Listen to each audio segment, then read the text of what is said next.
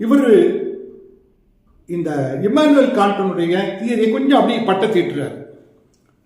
Our Emmanuel can't சொல்லும்போது மரம் இருக்கிறது ஒரு அப்ஜெக்டிவ் ரியாலிட்டி, மரம் அப்படிங்கிறது ஒரு அப்ஜெக்டிவ் ரியாலிட்டி. அப்படி இருக்கிறது இல்லைன்னு சொல்ல முடியாது, அப்படி இருக்குன்னு சொல்றது சரியானதல்ல. கிட்டத்தட்ட J Krishnamurti see the tree as a tree அப்படின்னு சொல்லுவார். அதைத்தான் இங்கே சொல்ற மாதிரி தெரியுது.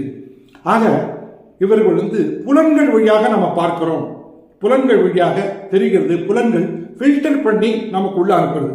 ஆக ஏற்கனவே இந்த சமுதாயத்தில் நமக்கு கொடுக்கப்பட்டிருக்கின்ற சில அறிவுகள் இதன் மூலமாக இதுதான் மரம் அப்படிங்கிறத கொண்டு போய் சொல்லுது. ஆனால் இந்த மரத்தை கூர்ந்து கவனிக்கும் போது அதில் பல விஷயங்கள் இருப்பதை நமக்கு இது கண்கள் காட்டுவதில்லை.